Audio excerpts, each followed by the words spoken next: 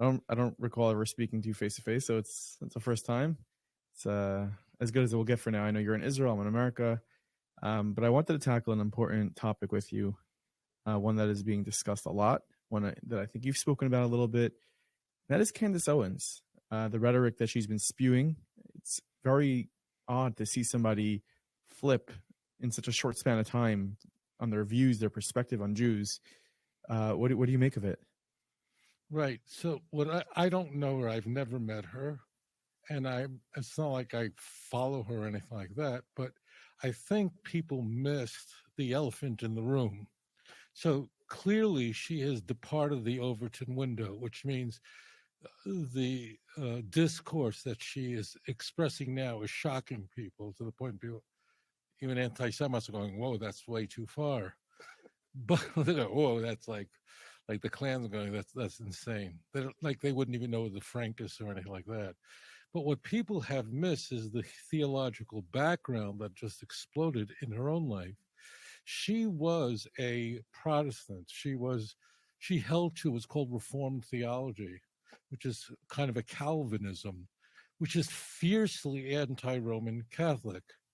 Her husband, George, is not just a Catholic. There are many wonderful Catholics who love Jews, who love Israel, who, Rudy Giuliani, former House Speaker Newt Gingrich. These are all very religious Roman Catholics.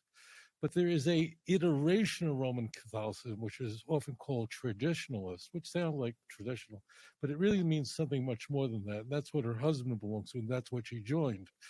The traditionalists believe that essentially all of the popes since Pius XII, Hitler's pope, were completely illegitimate. Just a little background: in 1958, Pope John the 23rd becomes the new Bishop of Rome. And as it turns out, he was perhaps the most pro-Jewish pope in history, one of them. He coordinates the Second Vatican Council. Who cares? Why is that germane? The Second Vatican Council produces a very small but very significant document called Nosher Ated, which literally means in our time.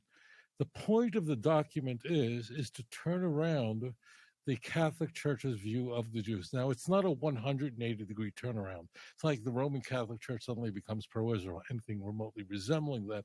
However, what it does say is that the Jews today are not culpable, are not responsible for killing Jesus. The Jews are our elder brother. The Jew anti-Semitism is a sin which the Roman Catholic Church rejects.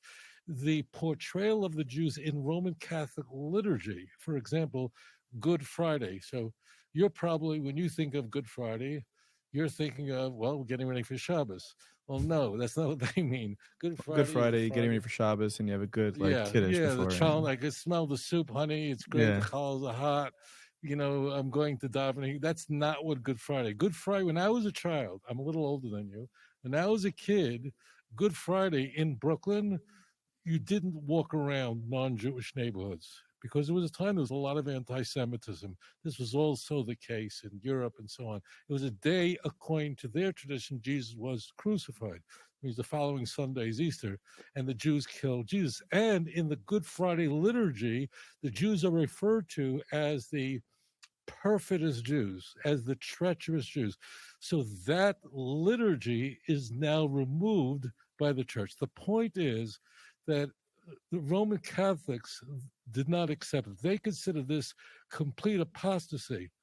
And therefore they reject the current Pope, and they reject Pope John the 23rd. They reject the Second Vatican Council. And they only believe that Pius XII was the last of the legitimate popes. And therefore they hold, the technical term is, translate means the seat, or the seat is empty, means that the throne of Peter is vacant. And this iteration, this is Mel Gibson's type of Roman Catholicism. So this iteration of Roman Catholicism, of course, intersects with anti-Semitism, conspiracy theories about Jews, and so on. It doesn't mean every single person who believes this is an anti-Semite, but this is a natural petri dish which Jew hatred could metastasize. Now, a point that's very intriguing here. Everyone missed this, and I know for the viewers, even for Christian viewers, will not understand the ramifications of all this. So she believed in Reformed theology. It's not just Protestantism, but it's a Calvinism. Calvin was fiercely anti-Roman Catholic. He held that the Pope was the Antichrist. So to go from Reformed theology to Roman Catholicism, and not just any kind of Roman Catholicism, but the most conservative type of Mel Gibson's Roman Catholicism, is mind-blowing. And that's exactly when she did it. One other point that should be made, and that is her husband, George, comes from a rather prestigious family.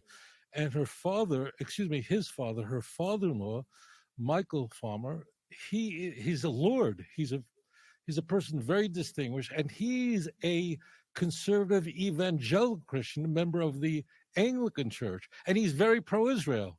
So this is very intriguing. Her husband was raised in the Anglican Church. He converts to this very conservative Roman Catholicism. His father is a Protestant evangelical Christian, and the evangelical church is divided. I know this is complicated for you, but the Church of England is divided between the left-wing liberals and the right-wing conservatives. The right-wing conservatives tend to be very pro-Israel. So his father, who is an evangelical Christian, is very pro-Israel. George is not, and George hangs out with people like Taylor Marshall, all these ultra-conservative traditionalists. And when Candace did this, again, I don't watch her. This is not my thing. My thing is religion. When she went from Reformed theology to his Roman Catholicism, I mean, she joined her husband, I knew immediately this was a nightmare. And now all these ideas, some of them are very weird, are emerging from her. Yeah, I mean, some of those weird ideas include the Jews being behind 9/11, the Jews assassinating John F. Kennedy, Right. Just blood libel after blood libel. Right. So I just should explain one thing. I want the viewers to understand this, that all of these, we call them all these wonderful things that are being expressed, they have a little bit of truth to them. You know, any lie, and it's important because we're going to talk about things that are not being said rather than regurgitate everything that's out there. Every lie that gains traction has a scintilla of truth to it. So JFK's father was a big anti-Semite, and he himself did want to stop Israel's nuclear program. He was thoroughly committed to it. When he was assassinated, his vice president that he didn't care for, LBJ, happened to be someone who was rather pro-Israel. And there's theological reasons for that as well. I mean, I know, but what's the truth? I mean, there's no truth to the fact that the truth is that Israel benefited from it. Yeah, but I mean, what she said is that Israel was responsible for it. Exactly. That means what happens is there's this little thing that Israel, it's just an intersection. What happens is JFK is killed. JFK was set to stop Israel's nuclear program. Look, when she talks about the USS Liberty that was attacked by Israeli forces, so that was a tragic case in the beginning of the Six-Day War of friendly fire. Look, we have every week we have Israeli soldiers that are killed in friendly fire in Gaza. It happened in the United States. Cops in firefights shoot other cops, and sometimes they get killed. That doesn't mean cops are trying to kill cops, right? Right. So the USS Liberty was a tragic case of mistaken identification during the war, and that stuff happens. It happens now almost daily in Gaza. It's a tragedy. A lot of Israeli soldiers are shot by other soldiers. Doesn't mean they're trying to kill each other. Right. So what the anti-Semite does is takes that and runs with it and runs the conspiracy theory. But there is always a slither of truth. There was a crazy psycho sect led by a psychotic individual, Jacob Frank, in the 18th century. no one ever heard of this. I mean, unless you're really very well studied, but it was an insane cult that ultimately converts to Roman Catholicism that was into the most insane stuff in the world. The anti-Semites run with that kind of crazy stuff. And unfortunately, she is regurgitating this stuff. Well, she's going in a place. I mean, I saw recently reported by the Jerusalem Post that her father-in-law, you know, who you referenced, came out and pro-Israel. He spoke, you know, even after her comments. So she's taking this to a place that he nor his son have gone. Right. So there's actually an organization called Anglicans for Israel. I'm not kidding. So the Anglican Church is the iteration of Protestant Christianity that's closest to Roman Catholicism in practice and traditions and liturgy and so on. Just it doesn't mean they love each other, but the Anglican Church today is completely divided. And I'm please, if you're a Reformed Jew, don't be offended. I don't mean it. But I need to explain this, everyone to understand. So what happens is the Anglican Church has its conservative end, and its conservative end is like Orthodox Jews, right? Tradition and so on.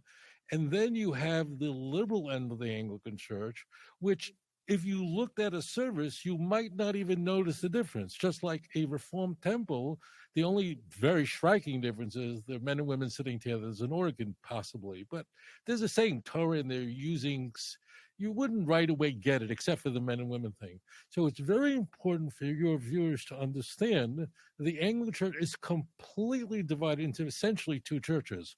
One ultra-conservative, and the ultra-conservative are evangelicals, and they tend to be very pro-Israel.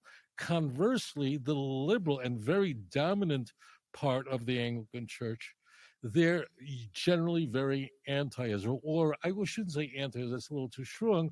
It's certainly an environment, because it's sort of the left, it's an environment that's conducive to not being friendly to Israel. And that's why you see the Archbishop of Canterbury, recently made some statements about the International Criminal Court that were rather shocking. But that's why you can have an Anglican that's very pro-Israel and an Anglican that is unfavorable to Israel. I'll use that. I don't want to go too far with that. It's not like the Catholic traditionalists. So Right. That's why Michael Farmer is very pro-Israel, and his son George, who's Candace's husband, is totally the other way, and she embraced the Catholicism of her husband. That's what's critical, not of a father-in-law. Interesting. So, I mean, the fact that Candace Owens has these beliefs, I mean, she kind of, when she's talking nowadays, she seems unhinged. These are things that probably led to her dismissal from the Daily Wire, Ben Shapiro, Matt Walsh, that company over there. Should us Jews here even care about what she's saying, or it's just someone who seemingly is going down a just, I don't say a nervous breakdown, but she's just going somewhere and it doesn't really affect us all too much? Or should we be worried that no, her words are creating a whole new generation of people who are believing blood libels? So she's an influencer, and she has enormous effect on conservatives in the United States. And I think it's extremely disconcerting, and people are very troubled by her. Roman Catholics are very troubled by her. Conservatives are very troubled by her. People might want to say it openly, but they're very worried about her because some of the things she's saying, like Brandeis, Supreme Court Justice, being somehow a person who was a follower of Jacob Frank. These are this is on the extreme, very extreme. These are very odd things to say, but Americans should be very concerned. And in my view, American Jewry has to be very worried when there's a perfect storm, and you don't have a perfect storm yet. The perfect storm would have to be an economic breakdown in the United States. So if you have a complete economic collapse, like I'm a little older than you, I remember when I remember after the 73 war when OPEC boycotted the United States and the price of gasoline quadrupled overnight. I remember that people lining up at gas stations couldn't fill up the tank with gas. There was an explosion of anti-Semitism, the foreclosure of farms during the Reagan administration. So you would require, so people who have enormous platforms, which she does, that's one part of a storm. What would be highly disconcerting is that you have multiple parts of the storm all coming together at the same time, and then you have a problem. You know, I mean, my what? specialty is religion, but I can tell you that. Yeah. I mean, is there Watch the anything? economy. Is there anything any of us can do? Yeah. So if education isn't the answer, then everything you and I are doing is wrong. So what's very important is to point this out. What also I think is a huge mistake is for people to criticize her in a way that is sophomoric and thoughtless and sometimes vulgar. I think it's a terrible idea.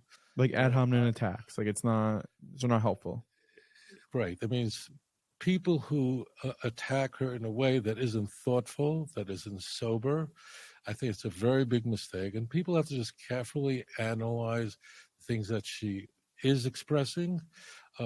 There have been, she's changed a number of times in her life. I'm not an expert on her, but she was in her youth a rather liberal person. Then she becomes a conservative.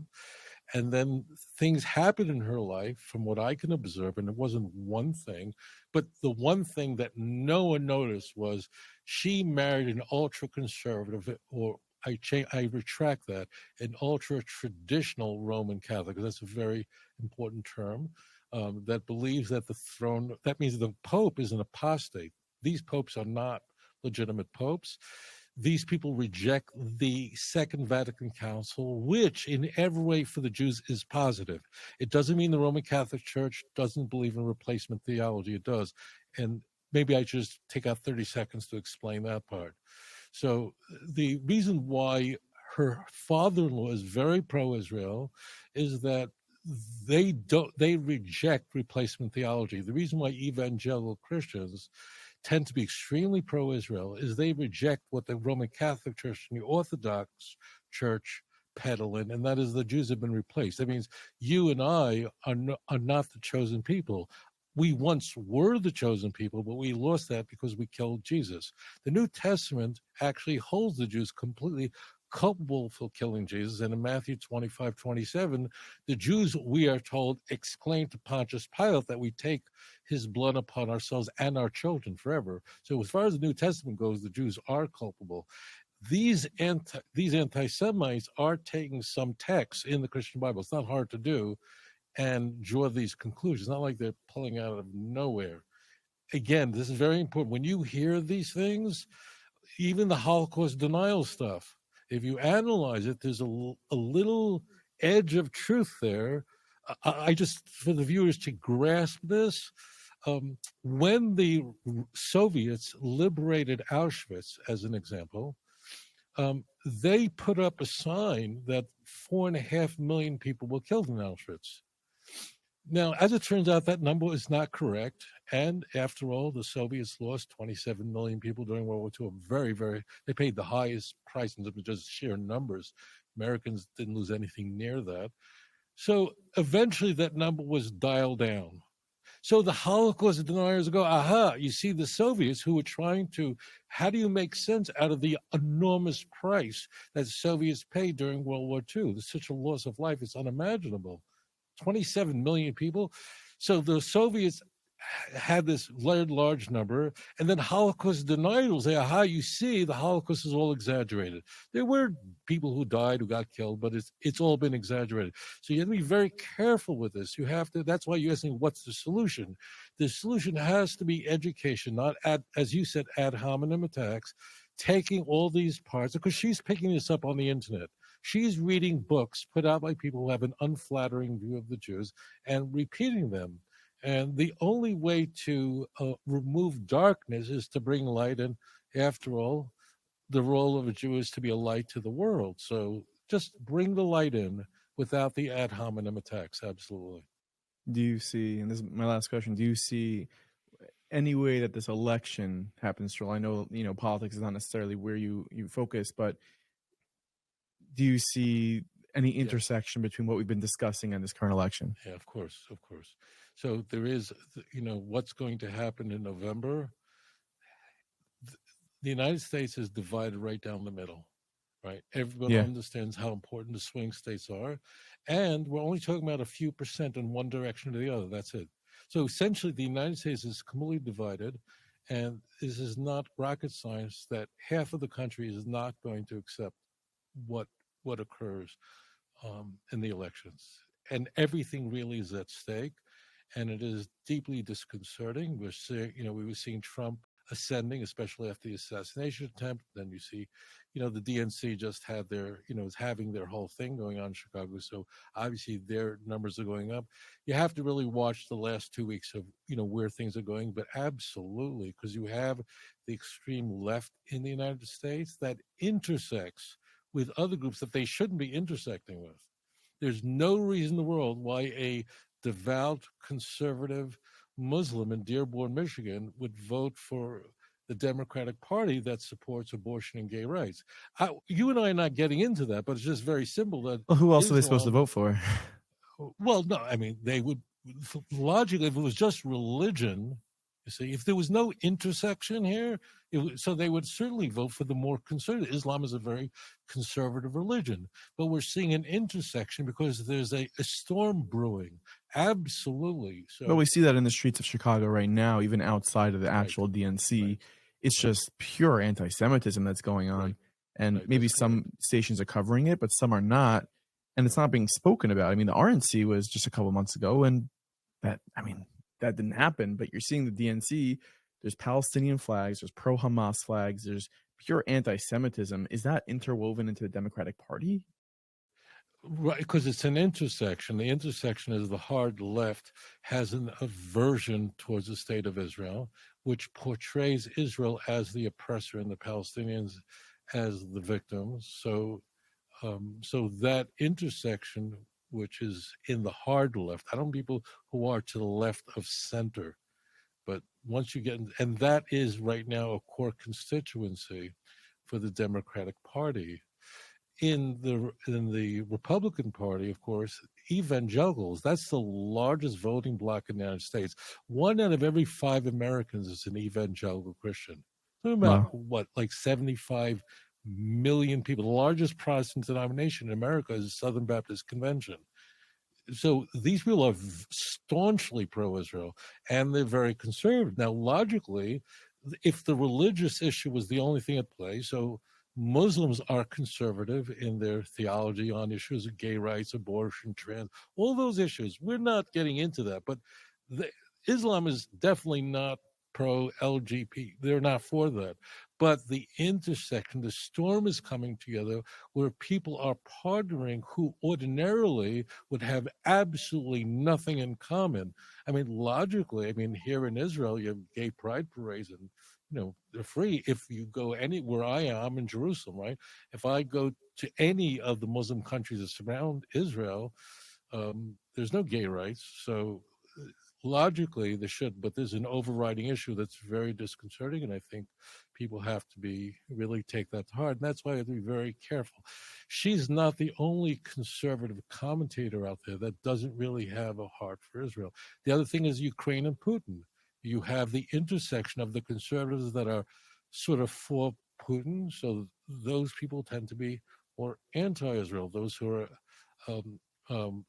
are for Ukraine tend to be more pro-Israel. These are intersections that shouldn't exist. Like, Candace is equating, Franks, which was the Frankist movement. Jacob Frank, he was born in the Ukraine, but he really spent his time in Poland. That's where he created all the problem in the 18th century. So what does one have to do with the other? But she's placing Frank with Ukraine, even though he made his trouble for the Jews in Poland. He was an insane false messiah. He claimed to be an incarnation of Sabtai Tzvi, the second most famous false messiah in Jewish history. So that's what's happening. You can keep your eye on that. The people who are sympathetic to Putin, those who are sympathetic to Ukraine. It all intersects, and you have to watch that because they don't all generally belong together. Wow. Well, thank you so much for your insight on this topic. We'll be following this pretty closely, and we'll stay in touch. Thank you so much, Tovia Singer.